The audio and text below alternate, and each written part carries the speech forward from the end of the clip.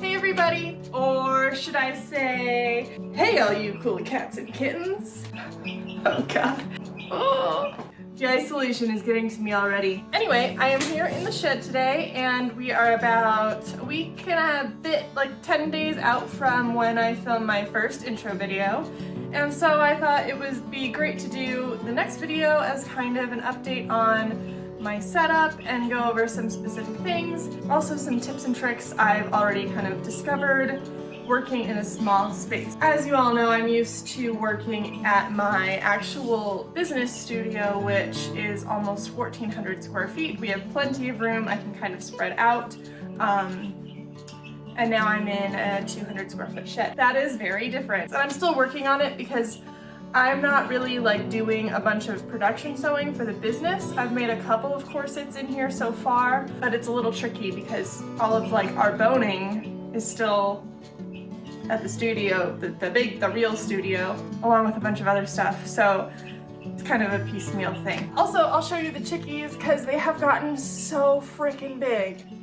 In 10 days, they've become little teenagers. So here we are. Come on in.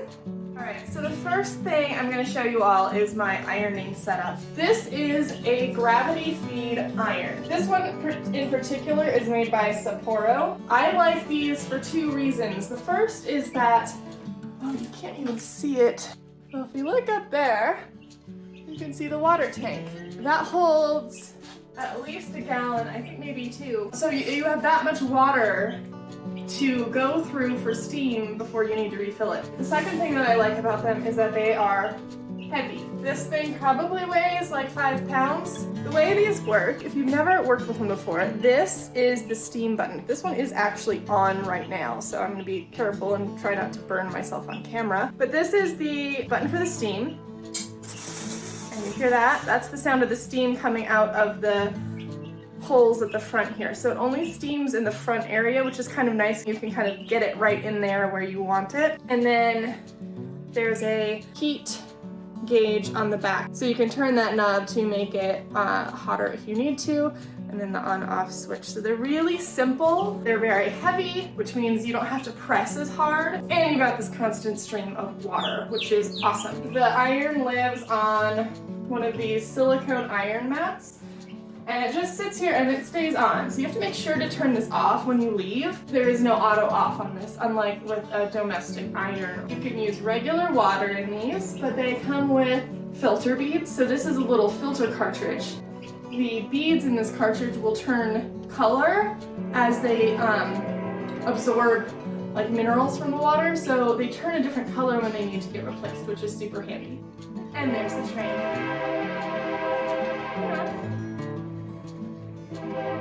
This is what happens when you live next to a train track. This train has been running since the 1880s. It went in just before our house was built in the 1890s. So people have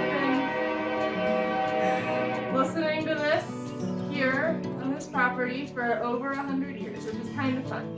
So anyway, now that the train is mostly passed, let's get back to it. So the one thing, as I was saying, that you want to, oh my god, it was loud. So the one thing that you want to watch is that you don't hit the steam button too much. Because if you do, then it won't heat up fast enough to create enough steam, and then your iron will start peeing water everywhere. As you use a gravity feed iron, you kind of get the hang of it. It's just kind of a rhythm that you have to work out. This is a vintage ironing table, and it's pretty darn sturdy. And it works for in here, and I can take it down when I need to. Now, I'm going to show you some of the setup we did for the cutting table that we moved here from the studio, because this is such a big part of my personal efficiency. I do a lot of cutting for the team, and having a table that's the right height and that I can pin into is super important for me. Yay, table! That's going on YouTube, by the way. So it is Sunday, and we went to the studio today and disassembled, well, really, Jonathan, my husband, disassembled. Woo!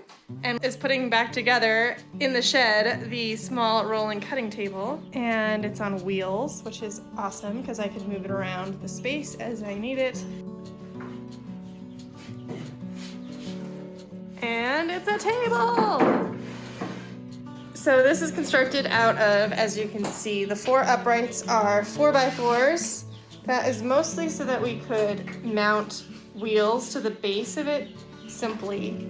And then there are framing pieces out of 2x4s.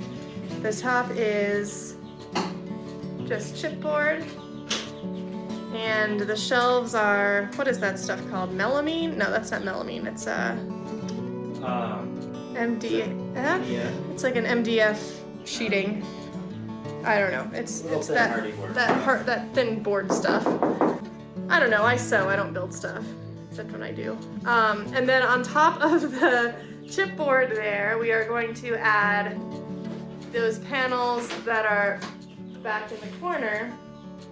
That is called soundboard. Now the cool thing about soundboard is that it is pinnable. All right, so you saw us putting the table together. Now it's done. I've already made a mess of it, which is on brand for me. Let me show you the pinnable feature. So here I have a push pin, and I can actually push pin directly into the table. So what that means, if I'm laying out a pattern, now this only works on certain fabrics. Obviously you wouldn't want to do this on a finely woven silk, but like for couture, for our stock corsets, or any fabric that can get pinned through with a push pin without it leaving permanent scars, this is a great little feature. So you can take your pattern and you can push pin it in place. And then we often trace around and then add seam allowance later. That's a theatrical cutting technique, and it makes for a really accurately stitched garment because you're actually matching stitch lines instead of matching edges necessarily. But either way, I could cut around this, I could trace it, I can cut it, and it's not gonna move on me. Like, this is really nice and flat. So that's a theatrical cutting technique that I personally love and use as much as possible. The other nice thing about it is if you're patterning and you want to slash and spread a pattern piece, you can push pin your pattern pieces right to the table, and you don't have to try to like weight them or hold them down or tape them. You can just push pin all your pieces in on your slashed piece and then trace around and go. I simply covered that soundboard that we showed you in the setup clip with pattern paper. Done. And usually what I do, if this starts getting a little ratty, because it'll get holes in it and it'll get kind of torn up, I'll just throw another layer on top of it, and I'll do that until the layers start getting a little too ratty, and then I'll take it all off and start fresh. When we took it apart at the studio, it was like an onion.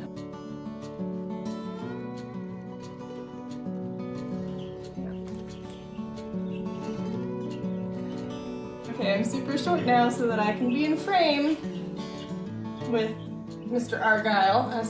We name all of our machines after Arrested Development characters. Argyle's a little special, so that's why I took him from the studio, because he tends to be the most temperamental of the machines. His stitch length is ever so slightly longer than our other DDL 8700s. I don't know why. I like to joke it's because Tommy Toon is so dang tall.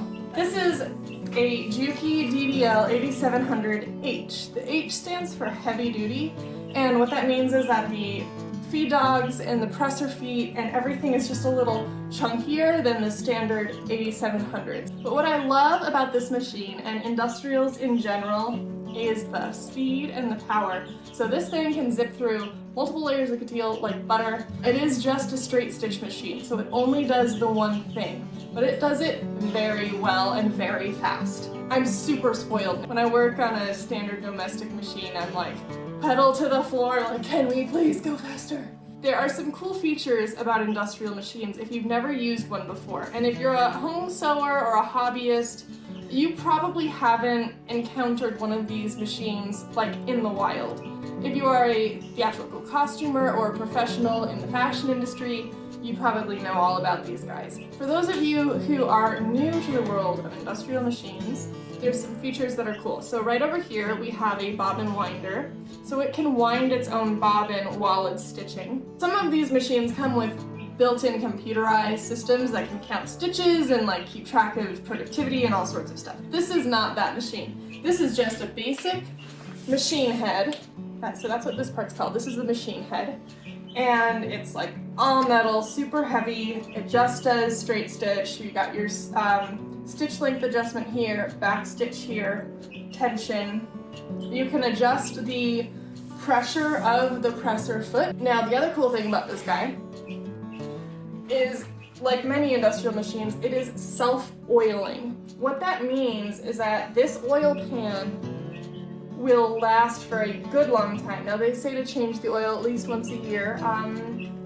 We'll pretend I do that. This is brand new oil because I had to switch it all out when I moved the machine up here 2 weeks ago. The oil comes in through this filtered siphon pump thing, technical term, and that is distributed up through the rest of the machine head. So you do not have to oil this machine. And in a climate like Colorado where everything is just sort of like dried out all the time and machinery just gets like, that is awesome. There's also a little wick right here. It is attached to one of the shafts down here, and it flicks down into the oil and back up, and it actually tosses just a little bit of oil up to the bobbin housing, and that's how that area gets oiled. They're really low maintenance machines, and they're very simple as well to like fix and tinker with. So one more thing that's great about industrial machines is that they have a knee lever right here. What that lets you do, this is weird because I'm sitting low. Check that out. So that raises the presser foot. So that is one of the reasons we could bind corsets so quickly, especially tabs, because you have to do a lot of like lifting and moving the presser foot, and you can do it with your leg, and you can keep both hands here holding something steady as you go. So it gives you a lot more control. And then lastly, so these machines that we have what are called servo motors. Servo motors are completely silent, and they let you adjust the speed as well. So I of course have this one cranked all the way up. But you can actually turn the speed down to be more like the slow speed on a domestic sewing machine, which is great for training. If you're training someone on an industrial for the first time, it can be kind of scary, but you can actually turn the speed way down. The silent part is great because usually when you think of industrial sewing machines, you think of the clutch motors that are just like, and they are running the whole time. They are idling all the time and making a ton of noise. And there's another train, speaking of a ton of noise. And the other thing that's great is that you can actually adjust the height on these tables. So we buy all of our machines like this from a website called sewinggold.com. It's Goldblatt Sewing in, I believe they're in Chicago. It's the best price we've found for industrial machines, and they give really great service. Of course, the one caveat is that you basically get a sewing machine, like build your own sewing machine kit, because you get the machine head in one box, you get the table completely disassembled, the motor, and then like all the bits, and you have to put it together completely yourself. You even have to wire the light, but it only takes a couple hours to put one together, and it's an easy way to have one delivered to you. All right, so that's the machine, table, iron. Then I've got my shipping stuff back here. I actually need to go back to the studio and get more stuff because you guys are kind of plowing through our kits. And then, as you all probably saw, we have our 1830s patterns out now. Yay! And those are selling really well. Right now I'm only doing Monday, Wednesday, Friday pickups to try to give my new local mail lady a break because she was not prepared for Redthreaded operating from the shed, but she's a trooper and awesome, and I want to give a big shout out to everyone who's keeping things going, keeping the mail going. Why don't we go check in on the chickies? These big girls. Ladies. Oh, look how big they are. I actually had to prop their heater up on bricks because they were getting too warm and they were spending all their time hanging out on top of it and making a mess of it. I still have to scrub this thing a little better. Ladies, come on. Oh, hi. Hi, girls. Oh, there we go. Hi, babies. Oh, hello. Why, hello, baby. Look at that wing feather on that girl. Yeah, they're getting huge. So there's her little comb coming in on the top of her head. Hi, baby. So what that means is that I am going to have to build them a chicken coop sooner rather than later. Now we do have this little coop here. This came with the property, which is awesome. They had a few chickens in here, but what it didn't have was a good run that was safe for them. We have a lot of giant, like urban raccoons. So I'm gonna build a 8-foot by 4-foot run. I will probably do some clips of building that because it's kind of fun. And I think that costumers tend to also be general DIYers. I'm trying to do this with the fewest tools and materials. If I can do this with only the one delivery from Home Depot, that will be incredible because I think you all know how DIY projects generally go. Anyway, so that's the state of things here at Redthreaded. We're all pretty busy still. I know I feel like I'm busier. It's weird. Less work, more work, I guess. But that's cool. And I'll check back in next week. I've got a couple of other little video clips to come out soon. And I'm working on reworking our Patreon. Some of our pledge rewards don't really apply right now. Like I can't really do a live stream of everyone working at the studio since that's illegal right now. So I'm figuring out better and different things to offer you guys as a thanks for your support, because your support means so much to us and you're keeping us going. So thank you, and I will get there, and I'm working on it. So stay safe, stay healthy, stay one step ahead of this thing, and have a good week.